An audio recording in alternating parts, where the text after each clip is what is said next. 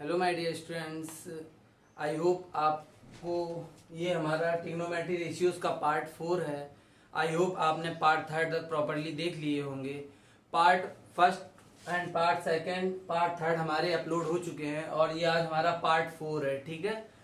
और आपने देखा होगा कि जो हमारा पार्ट 3 था उसमें लास्ट क्वेश्चन जो हमने एक्सप्लेन किया हुआ था, जिसमें हमारा एक राइट एंगल ट्रायंगल था। राइट एंगल ट्रायंगल, तो यहाँ पर एंगल कितना था, थीटा डिग्री, और ये हमारा था फाई, और ये था ए बी एंड सी, जिसमें ये वैल्यू थी हमारी 2√1 प्लस एक्स आई थिंक, और ये थी एक्स, और ये थी हमारी x प्लस 2। क्लियर। जिसमें थर्ड पार्ट था हमारा cos थीटा, थर्ड पार्ट था cos थीटा का, ठीक है। इसकी वैल्यू क्या हो गई थी, थोड़ा मिस हो गई थी, तो ये देख लो cos थीटा। तो हमको पता ही है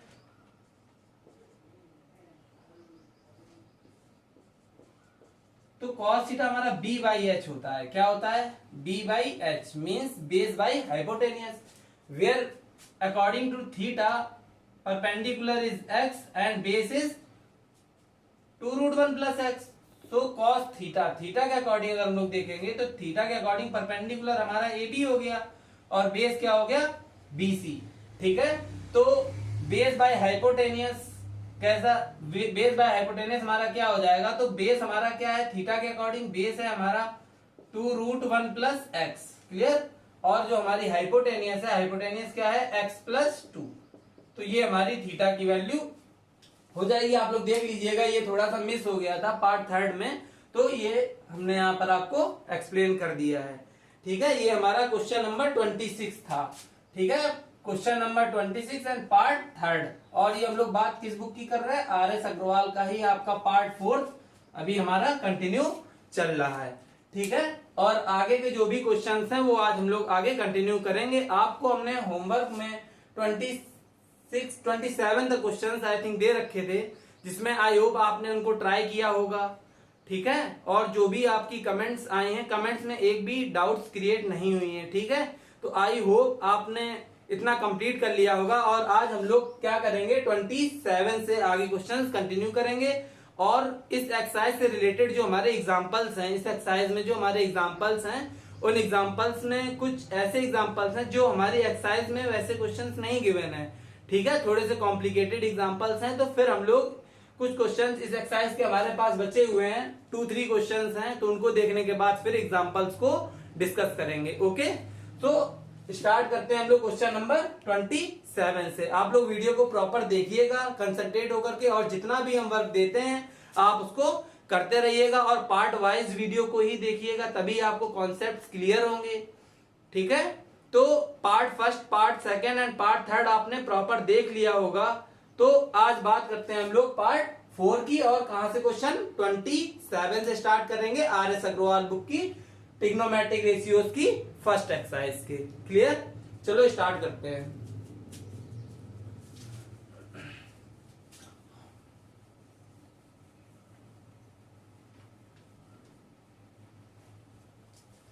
और अगर आपने पार्ट फर्स्ट टू थर्ड नहीं देखा है तो आपको उसकी लिंक डिस्क्रिप्शन में मिल जाएगी, तो प्लीज पहले जाकर के आप उसको देखिए, उसके थ्रू आपके कॉन्सेप्ट्स क्लियर हो जाएंगे, देन आपको ये और भी बेस्ट समझ में आएगा, ठीक है। तो अब हम लोग बात करते हैं क्वेश्चन नंबर 28 से। क्लियर, देखते हैं 28 नंबर हमारा क्वेश्चन क्या कह रहा है।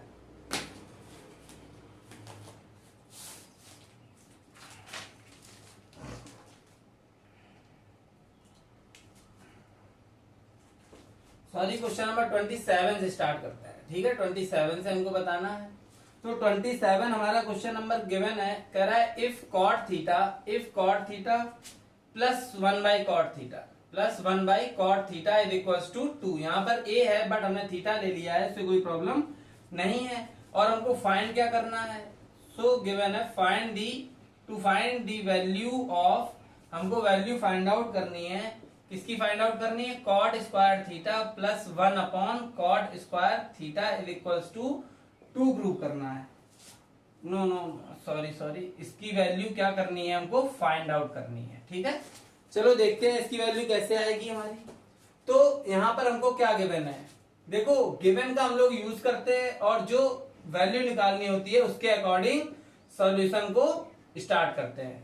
ठीक है, तो यहाँ पर क्या है, cot theta plus one by cot theta is equals to 2 means इसकी वैल्यू हमको गिवन है।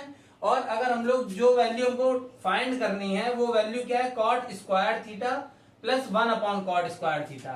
ठीक है, तो इसमें हमको एक बात तो समझ में आ रही है कि यहाँ पर ये स्क्वायर्स लगे हुए हैं, तो मीन्स जो हमको गिवन है, क्या गिवन है, cot theta plus one by cot theta plus one by cot theta is equals to 2। तो स्क्वायर्स बनाने के लिए क्या करेंगे, इसमें हम लोग स्क्वायरिंग बोथ डिसाइड कर देंगे। क्या कर देंगे, स्क्वायरिंग बोथ दी साइड्स। ठीक है, तो स्क्वायरिंग बोथ दी साइड करने के बाद हमको यहाँ पर क्या मिलेगा, यहाँ पर मिलेगा cot theta plus one by cot theta of whole square.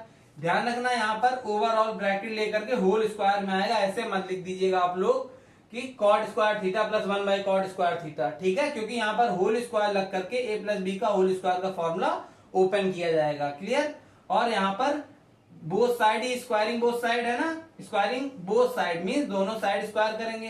तो जब हमने एलएचएस साइड में स्क्वायर किया तो उसको ओवरऑल ब्रैकेट लेकर के स्क्वायर लिख दिया, और आरएचएस में स्क्वायर करेंगे तो 2 ऑफ स्क्वायर जो कि हमारा 4 होता है। अब यहाँ पर इसको a ट्रीट करेंगे और ये हमारा हो गया b, तो a plus B of whole square means a square where a is equals to cot theta, then a square means cot square theta plus b square means one by cot square theta. ठीक है, और plus 2ab means 2a means cot theta into b means one by cot theta, b means one by cot theta is equals to 4। 2 का square हो गया 4, और यहाँ पर a square plus b square, क्योंकि जब हम लोग यहाँ पर 1 प्लस कॉट थीटा का स्क्वायर करेंगे तो 1 का स्क्वायर 1 ही हो जाएगा और कॉट थीटा का स्क्वायर क्या हो जाएगा, कॉट स्क्वायर थीटा। ये चीज तो आपको क्लियर होगी। ठीक है, तो वही b स्क्वायर और प्लस का 2 और where a is equal to cot theta and b is equal to one by cot theta. तो ये फॉर्मूला हमारा कंप्लीट हो गया, इज इक्वल टू 4। 2 का स्क्वायर 4, यहाँ पर कॉट थीटा से कॉट थीटा कैंसिल हो जाएगा, तो यहाँ पर रिमेनिंग हमारे पास क्या है, रिमेनिंग है हमारे पास cot square theta plus one by cot square theta plus 2 और इज इक्वल टू 4। यही तो है यहाँ पर हमारा कॉट कैंसिल होने के बाद ये हमारा रिमेनिंग है। तो यहाँ पर cot square theta plus one by cot square theta is equal to 2 उधर ट्रांसपोज किया और ये 4 के साथ लॉस हो जाएगा, तो हमारे पास cot square theta plus one by cot square theta is equal to कितना आ जाएगा, 2। तो ये वैल्यू हमको कितनी मिल गई, 2। और आपको cot square theta plus one by cot square theta की वैल्यू आपको क्या करनी थी, फाइंड आउट करनी थी। तो ये वैल्यू हमारी यहाँ पर आ चुकी है। क्लियर है क्वेश्चन, आपको 27 नंबर क्वेश्चन हमारा कंप्लीट हो चुका है। अब हम लोग बात करते हैं क्वेश्चन नंबर 28 की। क्लियर, वीडियो को आप लोग प्रॉपर देखिएगा। ठीक है, कोई भी डाउट्स हो तो आप प्लीज कमेंट के थ्रू हमको बताइए, तो आपको हम वो एक्सप्लेन कर देंगे। ठीक है, तो कोई भी डाउट्स क्रिएट होनी नहीं चाहिए, फिर भी अगर होती हैं तो आप प्लीज कमेंट के थ्रू हमको वो बताते रहिएगा।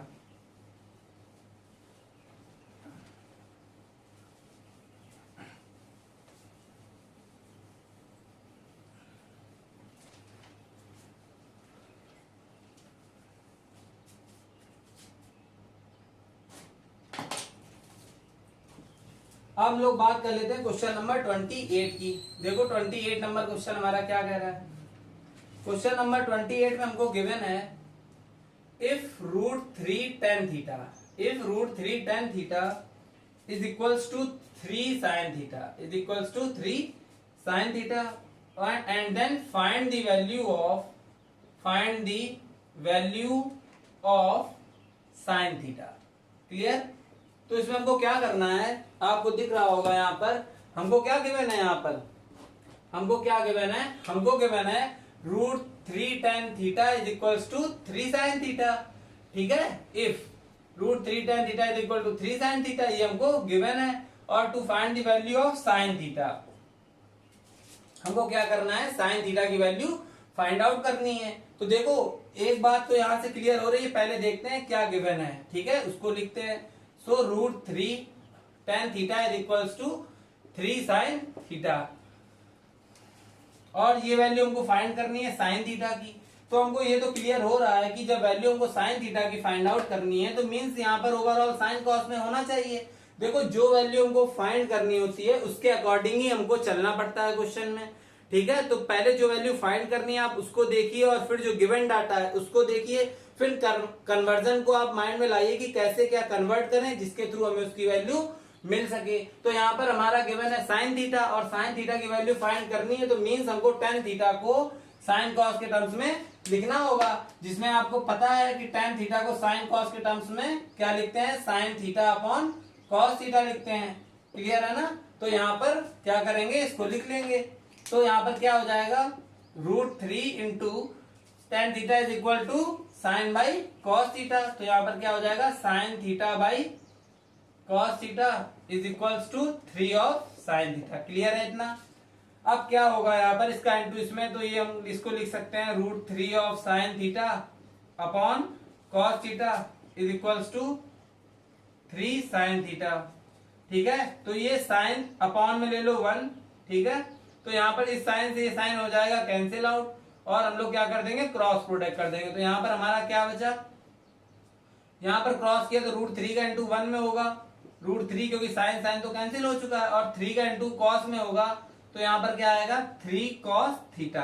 क्या आएगा, 3 कॉस थीटा, क्योंकि कॉस थीटा का इंटू 3 में हुआ तो 3 कॉस थीटा। साइन साइन हमारे कैंसिल हो चुके हैं। तो यहाँ से इसको डिवाइड में लाएंगे तो ये आएगा √3 upon 3 is equals to cos theta.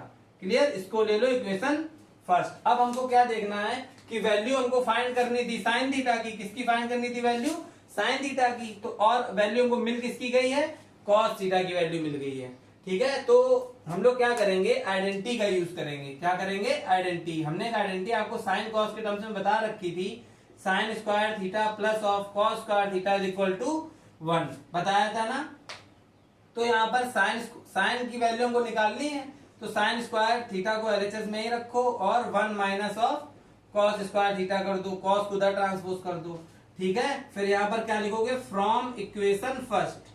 Clear. So equation first से हमको क्या मिल रहा है, कॉस थीटा की वैल्यू √3/3 मिल रही है। तो यहाँ पर पुट करेंगे हम लोग, तो यहाँ हमें क्या मिल जाएगा, sine square theta is equal to 1 minus of √3 upon 3 of square. क्या किया हमने, कॉस थीटा की वैल्यू हमको गिवन थी √3 अपॉन 3 और यहाँ पर पुट कर दिया और स्क्वायर लगा था तो यहाँ पर स्क्वायर भी लगा दिया सेम एज। तो यहाँ पर क्या हमको मिल गया, sine square theta is equal to 1 minus of, देखो √3 का स्क्वायर करेंगे तो रूट कैंसिल हो जाएगा, तो हमारा क्या है 3 अपॉन 3 का स्क्वायर करेंगे तो 3 3 का 9। इतनी बात तो क्लियर हो गई होगी। चलो इसके आगे यहाँ पर देख लेते हैं। तो यहाँ पर क्या करेंगे, अपॉन में 1 ले लेंगे एलसीएम। ठीक है। तो यहाँ पर एलसीएम में क्या आएगा, यहाँ पर हमको मिलेगा sine square theta is equal to 9 minus 3। क्या मिलेगा, 9 माइनस 3, क्योंकि ये यहाँ पर 9 हो जाएगा। ठीक है। 1 9 9 एलसीएम हो जाएगा हमारा, तो 9 माइनस 3 अपॉन 9। तो यहाँ पर हमको क्या मिलेगा, ये 9 में 3 लॉस करेंगे कितना आएगा, 6 अपॉन 9। क्लियर है बात। और यहाँ पर हम इसको क्या लिख सकते हैं, 3 2 6 और 3 3 9। तो यहाँ से हमको मिल गया sine square theta is equal to 2/3 और हमको फाइंड क्या करना है, साइन थीटा। तो साइन स्क्वायर थीटा अगर हमको 2/3 मिल गया है, कितना मिल गया है, 2/3। तो यहाँ पर साइन थीटा हमको कितना मिल जाएगा, होल रूट ऑफ 2/3। और इसको हम लोग ऐसे भी लिख सकते हैं कि sine theta is equals to, root को सेपरेट कर दो तो √2/√3। तो इसका आंसर आपका ये आ जाएगा। ये हमारा क्वेश्चन नंबर 28 प्रॉपर सॉल्व हो चुका है। आई होप आपको क्लियर हो गया होगा। ठीक है। और अगर फिर भी कोई डाउट होती है तो आप हमें कमेंट्स के थ्रू प्लीज बताइएगा, तो हम आपको और भी क्लियर कर देंगे। ठीक है। अब हम लोग देखते हैं क्वेश्चन नंबर 29 को।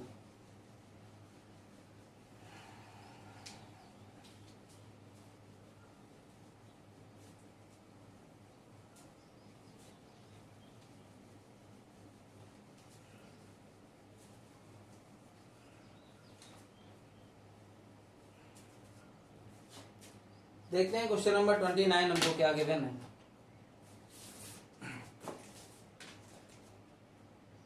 ट्वेंटी 29 वाला क्वेश्चन थोड़ा ध्यान से देखना, इंपॉर्टेंट क्वेश्चन है हमारा ये। ठीक है।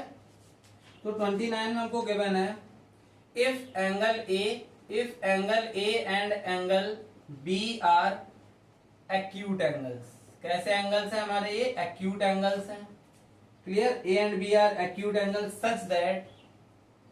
सच दैट हमको क्या गिवन है? एक कंडीशन गिवन है सच दैट करके क्या गिवन है? Sine A is equals to sine B.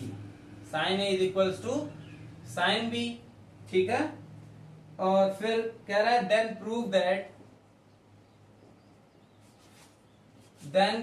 That क्या प्रूव करना है हमको प्रूव करना है angle A is equals to angle B. Clear है? चलो देखते हैं इसको क्या कह रहा है क्वेश्चन, फिर से रिपीट करेंगे। अभी क्वेश्चन हमारा कह रहा है कि इफ एंगल ए एंड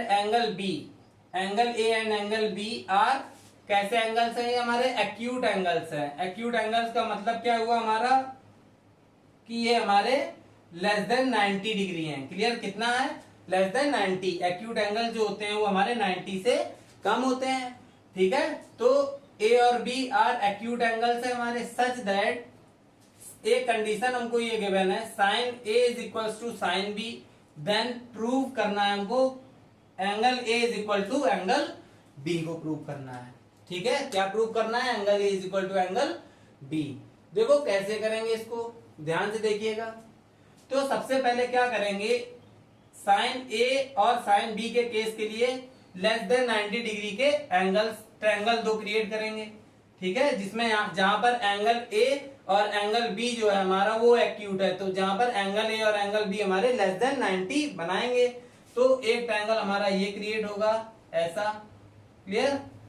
और एक ट्रायंगल आप यहां पर ले लीजिए, तो एक ट्रायंगल हो गया हमारा ये। ठीक है। और ये एंगल हमारा कितना हो गया? इसको हम नेम देंगे कौन सा? ए, क्योंकि ये हमारा लेस देन 90 है, और इसको नेम देंगे बी, क्योंकि ये भी हमारा लेस देन 90 है, और ये हमारे कितने हो जाएंगे? 90। क्लियर है इतनी बात? और इसमें ए बी इसको नेम दे दो C D E F. Clear? तो ये हमारे टू ट्रायंगल्स क्रिएट हो गए। ठीक है। और both the triangles are less than 90 degree, जो कि हमारे 90 डिग्री से कम है। जैसा कि बोला है कि ये भी हमारे कैसे एंगल है? एक्यूट एंगल्स हैं, तो मींस 90 से लेस देन है। क्लियर है इतना? देखो क्या करेंगे, इसके बाद जो गिवन कंडीशन है इसका यूज करेंगे। तो यहां से हमारा प्रूफ स्टार्ट होता है। क्या स्टार्ट होता है? प्रूफ, क्योंकि हमको प्रूव करना है ना। यहाँ पर क्या प्रूव करना है? Angle A is equal to angle B को। तो यहां से प्रूफ स्टार्ट हुआ है, तो यहां से गिवन डाटा का यूज करेंगे, जिसमें हमको क्या गिवन है? Sine A is equals to sine B given है। ठीक है। और इस कंडीशन से हम जानते हैं साइन हमारा क्या होता है? P upon H. ठीक है। तो P अपॉन एच हो गया हमारा साइन थीटा, और यहां पर भी P अपॉन एच कह सकते हैं हम। ठीक है। तो अब एंगल ए को लेकर के देखना है। किसको लेकर के? Angle A. तो एंगल ए को अगर हम लेकर के देखते हैं तो हमारा परपेंडिकुलर क्या हो गया? DC। तो यहां पर क्या हो जाएगा? DC अपॉन हाइपोटेनियस क्या हो जाएगी? AD। क्लियर? तो ये दोनों साइड हम सिलेक्ट कर चुके हैं, तो यहां पर क्या हो जाएगा? AD is equal to, second case में ट्रायंगल बी में angle B in triangle EFB में हम लोग क्या करेंगे? इसके अकॉर्डिंग देखेंगे तो इसमें परपेंडिकुलर हमारा क्या हो जाएगा? FE, और बेस हो जाएगा ये, और हाइपोटेनियस हो जाएगी ये।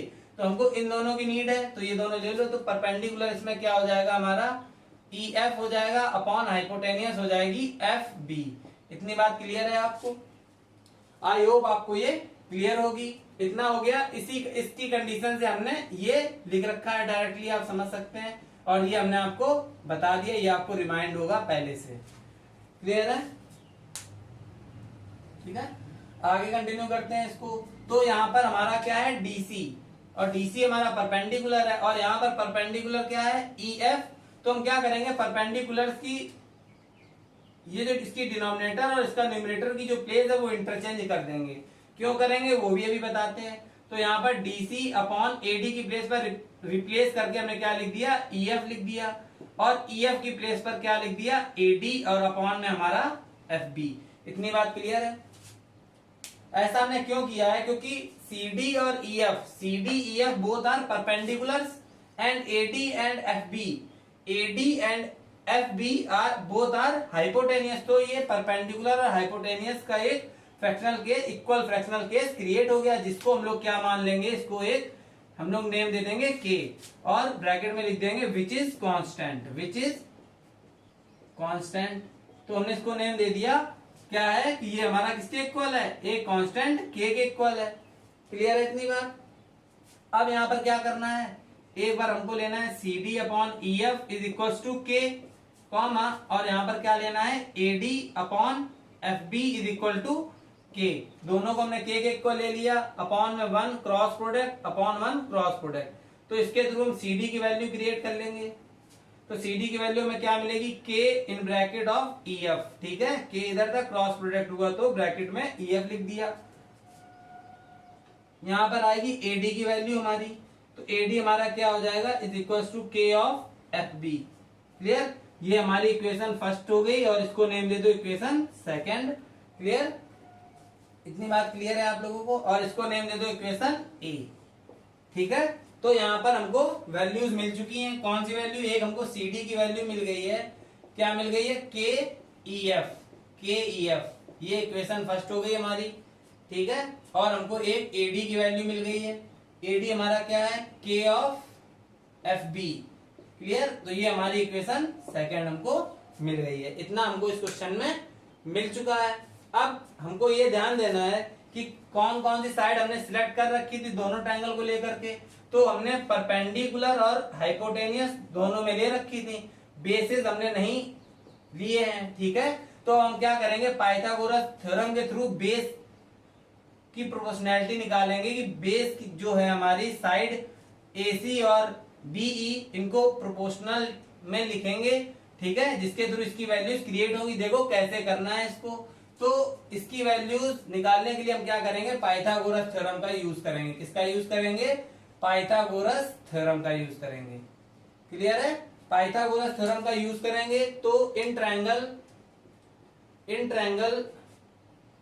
FEB, ठीक है, FEB ट्रायंगल में जब पाइथागोरस हमारी लगेगी तो आएगा FB of square is equals to FE of square plus of EB of square. तो हमको वैल्यू किसकी फाइंड करनी है, बेस EB की वैल्यू फाइंड करनी है इस ट्रायंगल में। तो बेस EB की वैल्यू क्या आ जाएगी, अंडर रूट ऑफ स्क्वायर था तो रूट ले लिया यहाँ पर, और यहाँ पर क्या है FB ऑफ स्क्वायर, और इसको इधर ट्रांसपोज करेंगे तो क्या आएगा, minus of FE of square is equals to EB।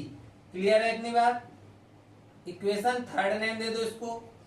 ये बात अगर आपको क्लियर होगी, कुछ भी नहीं है इसमें, ये था, इसको इधर ट्रांसपोज किया तो ये अभी रूट नहीं है यहाँ पर। ठीक है, तो ये था यहाँ पर, इसको इधर ट्रांसपोज किया तो यहाँ आ गया हमारा नेगेटिव साइन के साथ, और फिर इक्वल में आया EB स्क्वायर, तो स्क्वायर से इधर रूट लगा दिया हमने, थोड़ा डायरेक्टली लिख दी है इसको। ठीक है, और ऐसे ही सिमिलरली हम क्या करेंगे, इन ट्रायंगल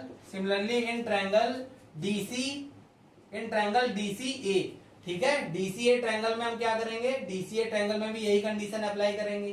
तो बाय यूजिंग पाइथा, ठीक है, तो इसमें क्या मिलेगी, पाइथा AD of square is equals to DC of square. Clear, और is equals to CA of square, where CA is the base of triangle, और इसकी वैल्यू हमको फाइंड आउट करनी है। तो यहाँ पर भी होल रूट ऑफ देख लेना आप लोग, AD ऑफ स्क्वायर मीन्स ये, इसको इधर ट्रांसपोज करेंगे तो minus of DC of square is equals to CA, क्योंकि स्क्वायर से रूट हम यहाँ पर सेंड कर चुके हैं। तो ये हमारी हो जाएगी इक्वेशन फोर्थ। क्लियर, इतनी बात आई होप आपको क्लियर होगी। ठीक है, इसके आगे कंटिन्यू करते हैं, इसके लिए थोड़ा सा हमको रब करना पड़ेगा।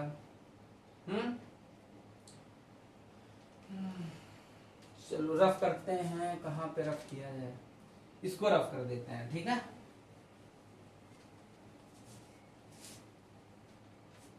तो यहां पर हमको क्या मिल जाएगी, वैल्यू मिल चुकी है ये हमें।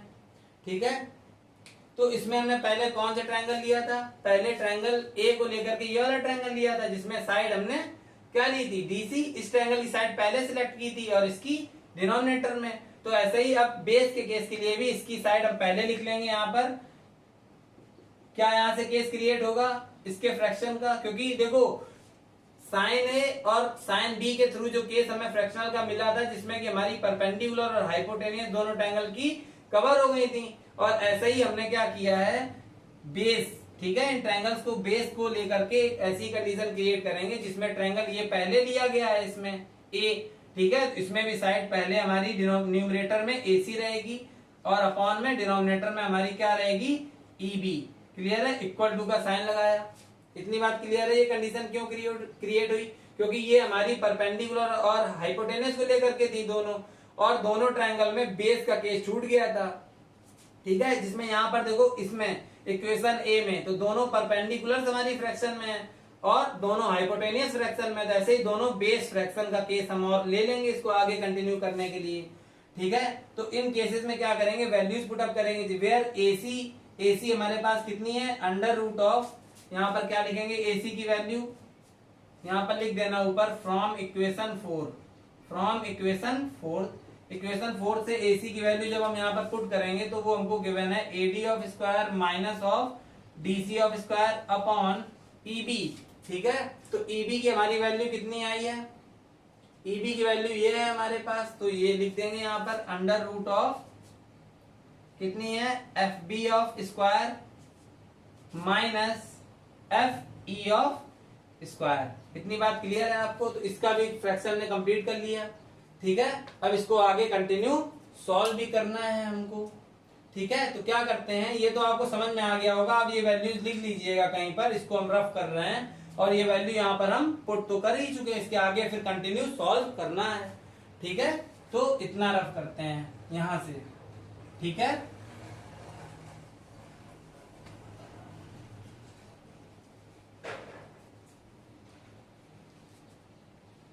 तो ये वैल्यूज हमारी आ चुकी हैं जो कि हमने पुट करके यहाँ पर फाइंड कर दी। अब इसी को आगे कंटिन्यू करने के लिए क्या करेंगे, from equation first and second, दोनों फर्स्ट और सेकंड इक्वेशंस में हम यहाँ पर ध्यान देंगे। तो फर्स्ट और सेकंड इक्वेशंस के थ्रू हमको यहाँ पर डी मतलब सीडी और एडी की वैल्यू गिवन है, ठीक है, जो कि ये है हमारी सीडी की वैल्यू और ये है हमारी एडी, दोनों वैल्यू एडी और सीडी हो या डीसी कोई बात नहीं है, सेम होता है। तो डीसी ये दोनों values from equation first and second से न्यूमरेटर में पुट कर देंगे और पूरा सेम रहेगा। तो AC upon EB is equals to under root of AD, क्या है यहाँ पर AD, तो AD की वैल्यू हमारे पास क्या है K ऑफ FB, ठीक है, K ऑफ FB, और ओवरऑल क्या है इसमें स्क्वायर है क्योंकि AD स्क्वायर था और ये वैल्यू हमारी AD की है, तो एडी की वैल्यू पुट कर दी और स्क्वायर लगा दिया, माइनस साइन डीसी की वैल्यू हमारे पास क्या है के ई एफ, क्लियर, और इसमें भी हमने स्क्वायर था तो स्क्वायर लगा दिया, यहाँ पर डीसी का स्क्वायर है तो यहाँ पर डीसी की वैल्यू पुट की और स्क्वायर लगा दिया। अपॉन में आते हैं, ठीक है, तो यहाँ पर ईबी और अपॉन में जो था के सेम रहेगा हमारा अंडर रूट ऑफ क्या है हमारे पास F B of square minus F E of square. Clear है बात, चलो देखते हैं AC upon EB is equals to, ये हमारा E है, अंडर रूट ऑफ इसका स्क्वायर सॉल्व करेंगे एक बार होगा कि आपने केस पढ़ा होगा, यहाँ पर आता होगा कि A into B of square जब हम करते हैं तो एक बार A का स्क्वायर आता है और एक बार इंटू में B का स्क्वायर आता है। वैसे यहाँ पर ये ब्रैकेट में है FB, तो एक बार K का स्क्वायर करेंगे तो आएगा K स्क्वायर और एक बार करेंगे FB का स्क्वायर तो FB स्क्वायर माइनस इसका केस यहाँ पर K स्क्वायर और ये हो जाएगा हमारा EF of whole square. Clear है बात इतनी, अपॉन में क्या है सेम रहेगा जो भी है FB of square minus FE of square. अब न्यूमरेटर से हम क्या करेंगे, रूट के अंडर ही कॉमन ले लेंगे K स्क्वायर को दोनों से, इससे और इससे, तो जब यहाँ से K स्क्वायर कॉमन ले लिया तो यहाँ पर ब्रैकेट में क्या हमारे पास बचा है FB ऑफ स्क्वायर, क्लियर, इसको रफ कर दो, FB ऑफ स्क्वायर बचा है minus of K square common में आ गया तो यहाँ पर क्या बचा EF ऑफ स्क्वायर, अपॉन में क्या है under root of FB of square minus FE of square, और ये केस हमारा क्या हो गया AC अपॉन EB का केस हो गया। ठीक है, क्या करेंगे, कहां पर रुको, थोड़ा सा रफ करना पड़ेगा, इसको रफ कर देते हैं। ठीक है, तो यहाँ से हमको क्या मिल जाएगा, यहाँ से इसके आगे हमको मिल जाएगा AC upon EB is equals to, यहाँ पर देखो के स्क्वायर था, होल कॉमन में है हमारा, ठीक है, तो के स्क्वायर से के हो जाएगा बाहर रूट के, ठीक है, क्योंकि स्क्वायर से रूट कैंसिल हो जाएगा के लिए, तो के आ गया बाहर, तो यहाँ पर क्या आ गया के, और अंडर रूट में हमारे पास क्या वैल्यू रहेगी, FB ऑफ स्क्वायर रहेगी, क्या रहेगी, FB of square minus of EF of square, और अपॉन में हमारे पास क्या रहेगा, जैसा था same, means under root of FB of square minus EF of square, ठीक है। यहाँ पर EF है या FE है कोई भी बात नहीं है, दोनों ही सेम होता है। तो इस ये देखो, ये रूट का टर्म पूरा और ये रूट का टर्म दोनों ही सेम है, तो दोनों न्यूमरेटर डिनोमिनेटर से कैंसिल आउट हो जाएंगे। तो इधर से हमको क्या मिलेगा, इधर से हमको मिलेगा AC अपॉन EB, क्या मिलेगा case, AC upon EB is equals to K. Clear है बात। तो यहाँ पर हम इसको नेम दे देंगे इक्वेशन B। क्लियर। तो यहाँ पर हमें AC अपॉन EB भी के मिल गया है, और यहाँ पर देखो दोनों ट्रायंगल्स को लेकर के परपेंडिकुलर के रेशियो और हाइपोटेनियस के रेशियो के इक्वल तो थे ही, ठीक है, और बेस के रेशियो जो है दोनों ट्रायंगल के वो भी के आ चुका है, ठीक है, दोनों ही तीनों केस के मिल गए हैं, परपेंडिकुलर के रेशियो और हाइपोटेनियस के रेशियो और बेस के रेशियो, तीनों क्या मिल गए हैं, बी में, दोनों ही तीनों क्या मिल गए हैं, के मिल गए हैं हमको। तो यहाँ पर क्या करेंगे, ध्यान देना, यहाँ पर from equation A and B। Clear. A और B इक्वेशन से जब ये भी के इक्वल है, तो ओवरऑल हम ये बोल सकते हैं कि DC upon EF, AD upon FB और AC अपॉन EB तीनों के इक्वल है, ठीक है। देखो कैसे, यहाँ पर DC upon EF is equal to क्या हो जाएगा, AD अपॉन FB, ठीक है, और यहाँ पर क्या हो जाएगा, equals to AC upon EB is equals to K. Clear है बात, क्योंकि ये हमारे दोनों के इक्वल थे और ये भी के इक्वल है, तो मीन्स हम इसके साथ इसको लिख सकते हैं। तो ये तीनों केसेस हमारे किसके इक्वल हो जाएंगे, के इक्वल हो जाएंगे। तो मीन्स ये हमारी प्रोपोर्शनल साइड्स हैं for both the triangle DCA and triangle FEB के लिए, ठीक है। तो जब ये तीनों साइड्स हमारी क्या हैं, प्रोपोर्शनल साइड्स इक्वल हैं फॉर बोथ द ट्रायंगल्स, तो हम यहाँ पर क्या करेंगे, बाई SSS, ठीक है, side side side similarity criterion, similarity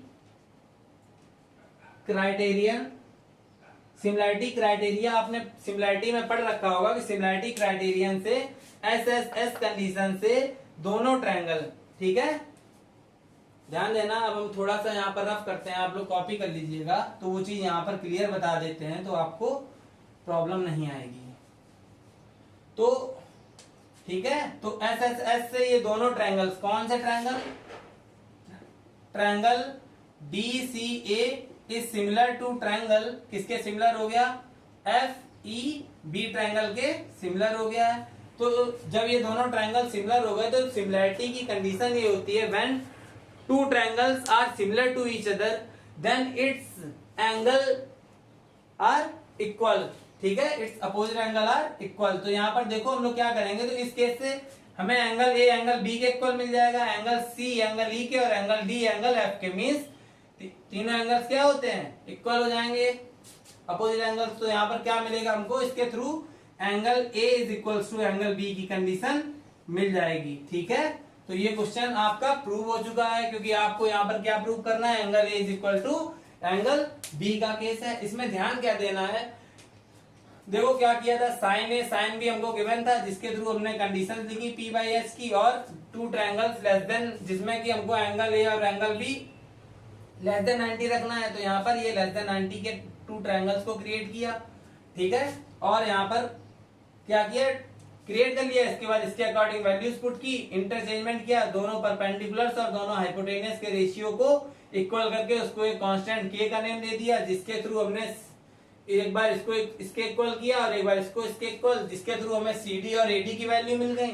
फिर हमारी जो साइड रिमेनिंग साइड बेस बचा हुआ था दोनों ट्रायंगल में, तो हमने क्या किया, फर्स्ट ट्रायंगल ये और सेकंड ट्रायंगल इसको लेकर के, बेस को लेकर के कंडीशंस क्रिएट की थी, ठीक है, जो भी पाइथागोरस थ्योरम के थ्रू हमने इसकी वैल्यू निकाली और उसको फ्रैक्शनल केस में लिखी, जैसा कि परपेंडिकुलर और हाइपोटेनस के केसेस लिखे हुए हैं, और उसमें वैल्यू पुट की तब हमको ये केस क्रिएट हुआ है, ठीक है, जो कि रफ हो चुका है यहाँ पर, ठीक है। तो आप लोग देखिएगा, आपने नोट कर रखा होगा। इसके बाद फिर उसमें वैल्यूज पुट करके हमको के लाना है, उसकी सॉल्विंग के आ गई, और ये दोनों के हमने हाइपोटेनियस के रेशियो और परपेंडिकुलर का रेशियो के आ चुका था, और ये भी के आ गया, तो तीनों साइड्स हमारी के इक्वल हो गई, ठीक है। और बाई एसएसएस सिमिलरिटी क्राइटेरियन से ये दोनों ट्रायंगल्स क्या हो गए, सिमिलर हो गए। तो जब ये दोनों ट्रायंगल सिमिलर हो जाएंगे तो इसका एंगल ए एंगल बी के इक्वल हो जाएगा, और ये क्वेश्चन आपका प्रूव हो गया, हेंस प्रूफ। क्लियर है? आई होप आपको ये क्वेश्चन क्लियर हुआ होगा, ठीक है।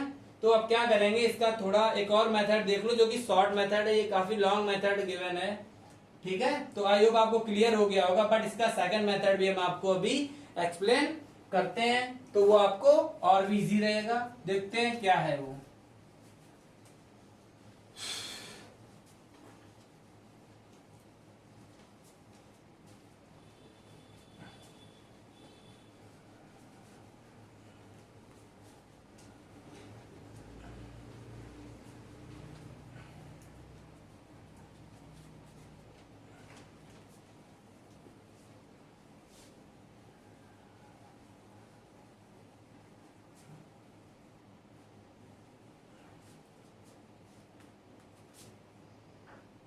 चलो देखते हैं इसका सेकंड क्या है कि angle A and angle B are acute angles हैं, तो टू ट्रायंगल्स हमने यहाँ पर ड्रॉ कर लिए। एक ट्रायंगल ये हो गया और एक ट्रायंगल ये हो गया, ठीक है। एक्यूट एंगल्स हैं, तो एंगल ए मींस ये वाला, और एंगल बी, ठीक है, यहीं पर लिखा रहने दो।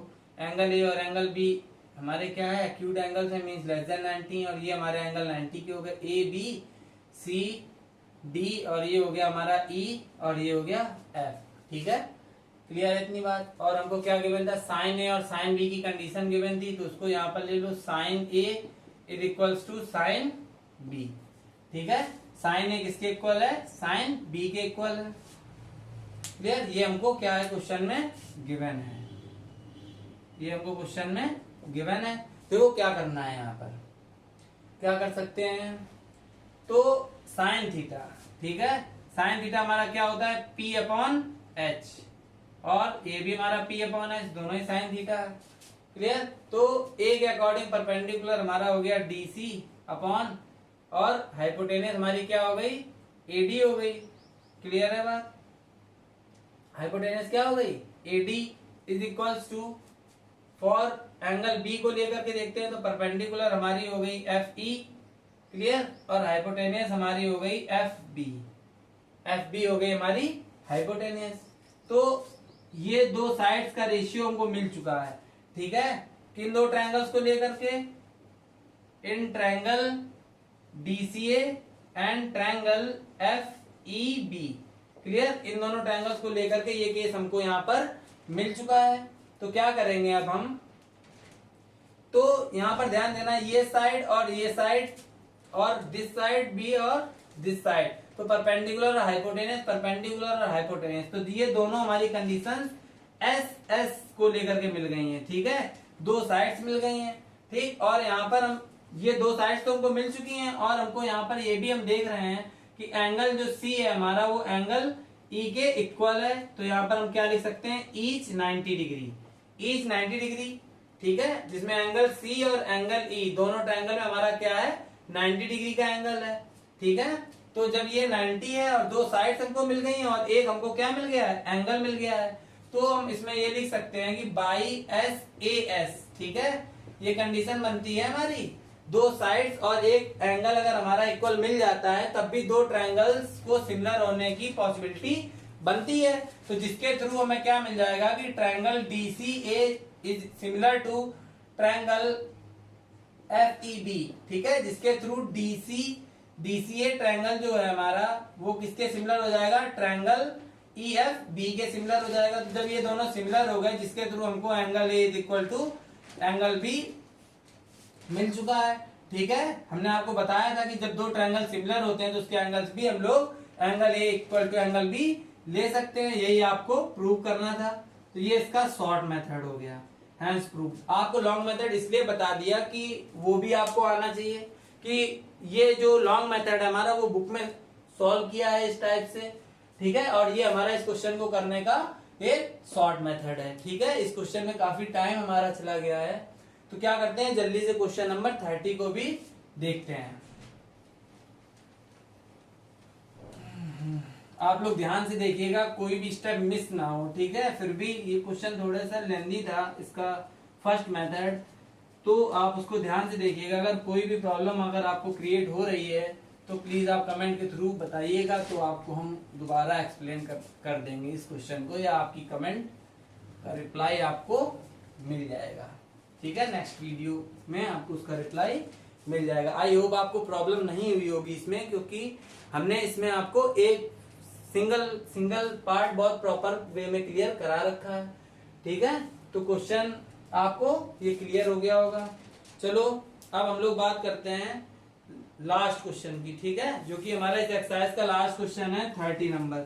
आपको इसको एक्सप्लेन ही करते हैं। Question number 30 clear. Question number 30 हमारा क्या है? क्वेश्चन नंबर 30 हमारा कह रहा है if angle A and angle B, clear, angle A and angle B are acute angles. कैसे एंगल्स है हमारे? सेम ये तुम्हारा सिमिलर क्वेश्चन है हमारा 29 के अकॉर्डिंग, 29 के जैसा है। Angle A and angle B are acute angles है हमारे। ठीक है, और इसमें गिवन है सच दैट क्या गिवन है? tan A is equals to tan B। ठीक है, tan A tan B के इक्वल है। And then prove that angle A is equals to angle B। तो ये हमारा सेम क्वेश्चन है 29 के ही तरीके है, बस इसमें क्या, उसमें हमको गिवन था sin A is equal to sin B, और इसमें गिवन है tan A is equal to tan B। ठीक है, वैसे ये क्वेश्चन बताना तो नहीं चाहिए, ठीक है, क्योंकि ये सेम हमारा 29 के ही तरीके है। तो इसमें हम क्या करेंगे, इस क्वेश्चन को थोड़ा सा हम आपको हिंट के थ्रू बता देते हैं, जिसके थ्रू आपको सॉल्व करने में प्रॉब्लम ना आए कोई। तो देखते हैं, तो एंगल ए और एंगल बी हमारे कैसे एंगल्स हैं? एक्यूट एंगल्स हैं। तो दो ट्रायंगल्स को हम यहाँ पर ड्रॉ करेंगे। ठीक है, तो ये दो ट्रायंगल्स हमने यहाँ पर ड्रॉ कर लिए, जिसमें ये हो गया हमारा एंगल ए और ये हो गया B, C, D, E and F, और ये हो गए हमारे 90 डिग्री। क्लियर है इतनी बात? तो tan A is equal to tan B के केस में हमको क्या मिलता है? tan हमारा होता है परपेंडिकुलर बाय बेस। क्लियर है ना? जैसे कि उसमें हमने लिखा था परपेंडिकुलर बाय हाइपोटेनियस, तो इसमें tan का केस परपेंडिकुलर बाय बेस बनाता है। क्लियर है बात? तो परपेंडिकुलर बाय बेस का केस बनना है, तो यहाँ पर एंगल ए के अकॉर्डिंग परपेंडिकुलर क्या है? एंगल ए के अकॉर्डिंग परपेंडिकुलर हो गया हमारा DC अपॉन बेस कितना हो गया? AC is equals to perpendicular according to angle B। तो परपेंडिकुलर हमारा क्या हो जाएगा? FE अपॉन, और बेस हमारा क्या हो जाएगा? BE। बेस क्या हो जाएगा? BE, और परपेंडिकुलर FE। तो ये हमें परपेंडिकुलर बाय बेस की कंडीशन tan A और tan B के थ्रू दोनों ट्रायंगल्स में जो हमने देखी वो हमको मिल गई, जिसमें कि हमें परपेंडिकुलर और बेस हम ले चुके हैं। ठीक है, उसमें हमने परपेंडिकुलर और हाइपोटेनियस दे रखी थी, बेस नहीं लिया था। तो बेस के अकॉर्डिंग हमने फ्रैक्शनल केस पाइथागोरस थ्योरम को लगा करके क्रिएट किया था। ठीक है, इसमें हम क्या करेंगे? पाइथागोरस थ्योरम लगा करके हाइपोटेनियस का एक फ्रैक्शनल केस तैयार करेंगे, जो कि हमारा बनाएगा AD अपॉन BF। तो ये केस जो भी वैल्यू हमारी रूट में आएंगी, तो ये हम किसके थ्रू निकालेंगे? पाइथागोरस थ्योरम के थ्रू, जो कि हमने क्वेश्चन नंबर 20। देखिए आप लोग यहाँ पर इतना हम बता चुके थे, वो थोड़ी सी वीडियो पॉज हो गई थी, तो थोड़ी प्रॉब्लम हो गई थी। इसके आगे इसको एक्सप्लेन कर रहे थे क्वेश्चन नंबर 30 को, तो आप इसके आगे देख लीजिएगा। यहाँ पर P बाई B के केस के अकॉर्डिंग दोनों केस हमने tan A और tan B के थ्रू ले लिए, जिसमें हमारी ये आ गई है। ठीक है, दोनों रेशियोज हमें मिल चुके हैं। और फिर हम क्या करते थे? इसकी वैल्यूज इंटरचेंजमेंट करते थे, जिसके थ्रू हमें यहाँ पर DC अपॉन FE मिलता था, और यहाँ पर क्या मिलता था? AC upon BE। क्लियर? तो ये प्लेसेस इंटरचेंज, जिसके थ्रू हमें क्या हो गया? परपेंडिकुलर्स और हाइपोटेनियस के रेशियो दोनों इक्वल मिल चुके हैं, जिसको हम एक कांस्टेंट का नेम देते थे K। क्लियर हो रहा है?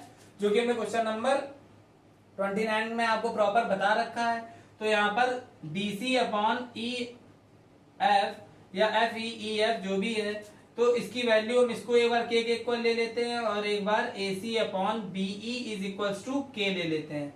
ठीक है, फिर इसमें यहाँ पर हमारी CD की वैल्यू आती है K of EF। Clear? K of EF, और यहाँ पर हम वैल्यू निकाल देंगे AC की, जो कि हमारी आएगी K ऑफ BE। क्लियर है? तो ये दोनों वैल्यू में CD और AC की मिल चुकी है। और यहाँ पर क्या करते थे, इसमें हम परपेंडिकुलर और बेस, ठीक है, परपेंडिकुलर और बेस का केस यहाँ पर हम ले चुके हैं। ठीक है, परपेंडिकुलर और बेस, क्योंकि यहाँ पर देखो हमने परपेंडिकुलर DC और बेस AC और परपेंडिकुलर FE और बेस BE ले रखा था और उसी को इंटरचेंजमेंट करके वैल्यू निकाली थी। तो यहाँ पर हमारा जो केस छूट गया है वो कौन सा है, वो केस हाइपोटेनियस का है। तो यहाँ पर पाइथागोरस थ्योरम इन दोनों ट्रायंगल्स में लगा करके हम लोग क्या करेंगे, DA अपॉन FB का केस क्रिएट करेंगे। जो भी रूट में वैल्यूज हमारी क्रिएट होंगी तो वो कैंसिल हो जाएंगी। ठीक है, फिर यहाँ पर जो भी हमको मिलेगा तो वो आई होप आपको क्लियर हो रहा होगा। यहाँ पर सेम है हमारा क्वेश्चन नंबर 29 के अकॉर्डिंग, यहाँ पर हमको K मिला था और ये दोनों हमारे K के इक्वल है और ये भी साइड हमारी K, इस साइड मींस हाइपोटेनियस साइड का भी रेशियो K के इक्वल आ गया। ओवरऑल तीनों साइड्स हमारी क्या हो जाएंगी, इक्वल हो जाएंगी। जैसे यहाँ पर हम लिख सकते हैं कि CD upon EF is equals to AC upon BE is equals to क्या हो जाएगा हमारा DA अपॉन FB। तो ये भी हमारी K के इक्वल हो जाएंगे। तो ये प्रोपोर्शनल साइड्स हमारी क्या हो जाएंगी, इक्वल हो जाएंगी, जिसके थ्रू हमको क्या मिल जाएगा, triangle DCA is similar to triangle FEB मिल जाएगा। ठीक है, तो जब ये दोनों ट्रायंगल सिमिलर हो गए तो आपको बताया था angle A is equal to angle B हमको मिल जाएगा। यही हमको इसमें प्रूव करना है। और सेकंड मेथड भी आपको पता है कि जो केस हमारा क्रिएट हुआ था इसके थ्रू, तो वो हमारा क्या है, ये केस क्रिएट हुआ था, इसका इंटरचेंजमेंट हमको ये मिला था, तो इंटरचेंजमेंट से ही ले लेते हैं। ठीक है, तो DC upon FE is equals to AC upon BE। ठीक है, तो यहाँ पर ये भी ध्यान रखिएगा जो इंटरचेंजमेंट वाला ही केस आपको यहाँ सिलेक्ट करना है, क्योंकि दोनों हमारी परपेंडिकुलर्स और दोनों बेसिस का रेशियो इक्वल होना चाहिए। तो ये दोनों साइड हमारी दोनों ट्रायंगल में इक्वल है, तो जिसके थ्रू तुम्हें S से मिल जाएगा। ठीक है, और यहाँ पर एंगल C है हमारा, वो किसके इक्वल है, एंगल E के, तो यहाँ पर वो 90 डिग्री का मिल जाएगा। तो SAS सिमिलरिटी क्राइटेरियन से दोनों ट्रायंगल्स क्या हो जाएंगे, सिमिलर हो जाएंगे, जैसा कि आपको हमने क्वेश्चन नंबर 29 के एंड में उसको सॉल्व करके भी बताया है। ठीक है, और जिसके थ्रू तुम्हें एंगल A, आप लोगों को angle A is equals to angle B मिल जाएगा। क्लियर है इतनी बात? और एक बात ध्यान रखना, देख लेना क्वेश्चन नंबर 29 में जाकर के कि यहाँ पर हमने जो सिलेक्ट किया है वो ये वाला केस सिलेक्ट होगा। ये चीज आप दोबारा देख लीजिएगा, शायद वहां पर हमने इसको लेकर के बता दिया हो। तो ये चीज आप ध्यान रखिएगा कि परपेंडिकुलर और बेसिस का रेशियो इसमें लिया है इक्वल, और उसमें आपने ये देख लीजिएगा एक बार कि परपेंडिकुलर और हाइपोटेनियस के रेशियो को इक्वल लिया है। दोनों इंटरचेंजमेंट के बाद वाली वैल्यू सिलेक्ट होगी, उसमें भी आप देख लीजिएगा, और इसमें आपको हमने यहाँ पर बता दिया है। ठीक है, जिसके थ्रू दोनों ये हमें दो साइड क्रिएट हो जाएंगे और एक एंगल हमको 90 गिवन है, जिसके थ्रू SAS सिमिलरिटी क्राइटेरियन से एंगल A एंगल B हमारा क्या हो जाएगा, इक्वल हो जाएगा, और जिसके थ्रू हमारा क्वेश्चन प्रूव हो जाएगा। आपको यही क्वेश्चन में प्रूव करना था। ठीक है, ये क्वेश्चन हमारा सेम है क्वेश्चन नंबर 29 के ही तरीके है पूरा, बस यहाँ पर ट्रिग्नोमेट्रिक रेशियोज जो हैं वो tan थीटा को लेकर के गिवन है और उसमें हमारे sin थीटा के थे। ठीक है, आई होप आपको पूरी फुल एक्सरसाइज क्लियर हो गई होगी। ठीक है, तो अब हम लोग क्या करेंगे, जो हमारा पार्ट 5 होगा वो एग्जांपल्स को लेकर के होगा, क्योंकि एग्जांपल्स में इस एक्सरसाइज में क्या है कि एग्जांपल्स में कुछ ऐसे क्वेश्चंस हैं जो कि एक्सरसाइज में नहीं गिवन है, तो थोड़े से लॉजिकल और जो थोड़े एक्सरसाइज से चेंज वाले क्वेश्चन हमको वहां एग्जांपल में दिख रहे हैं, तो वो क्वेश्चन आपको हम पार्ट 5 में क्लियर कर देंगे। तो एक वीडियो और इसकी बनेगी पार्ट 5 को लेकर के, जिसमें इसके एग्जांपल्स रिकवर हो जाएंगे और ये हमारा first chapter trigonometric ratios from RS Agarwal book fully complete हो जाएगा। तो आई होप आप लोग वेट करेंगे 5th के लिए, जो कि आपको नेक्स्ट वीडियो पार्ट 5th को लेकर के बनाएंगे। ठीक है, और पार्ट वाइज ही वीडियो को देखिएगा, आपके पार्ट 4 तक कंप्लीट हो चुके हैं। ठीक है, जिसमें कि आपकी fully exercise first exercise trigonometric ratios की कंप्लीट हो चुकी है, और आपके बचे हुए एग्जांपल्स जो है वो पार्ट 5 में हम रिकवर कराएंगे नेक्स्ट वीडियो में। आई होप आपको ये सब क्लियर हुआ होगा। तो प्लीज आप लोग वीडियो को सब्सक्राइब करिए, और जो पार्ट्स हैं हमारे फर्स्ट सेकंड थर्ड, उसकी लिंक अगर आपने वो नहीं देखे हैं तो उसकी लिंक आपको डिस्क्रिप्शन में मिल जाएगी। तो आप सीरीज से लेकर के चलिए जिसके अकॉर्डिंग आपका भी कॉन्सेप्ट बिल्कुल बेस्ट हो जाए और कहीं पर भी कोई प्रॉब्लम नहीं क्रिएट हो। हमने सारे कमेंट्स आप लोगों के थ्रू जो भी आते हैं वो भी हम रीड करते हैं और हमें देखते हैं कितनी डाउट्स क्रिएट हुई हैं, तो जो भी डाउट्स होती है वो हम रिकवर कराते हैं नेक्स्ट वीडियो में। सो प्लीज आपको अगर कोई भी डाउट हो इन क्वेश्चन से रिलेटेड तो प्लीज आप कमेंट करिए और आपको नेक्स्ट वीडियो में पहले आपकी डाउट ही क्लियर करेंगे, इसके बाद ही क्वेश्चन को आगे कंटिन्यू करेंगे। So please comment, okay. और अगर आपको इस वीडियो से कुछ भी समझ में आया हो तो प्लीज वीडियो को लाइक करिए और सब्सक्राइब करिए, फ्रेंड्स के साथ शेयर करिए जिसके थ्रू उनको भी हेल्प मिल सके, ठीक है। सो अब हम लोग मिलते हैं पार्ट 5 पर। Thanks for watching.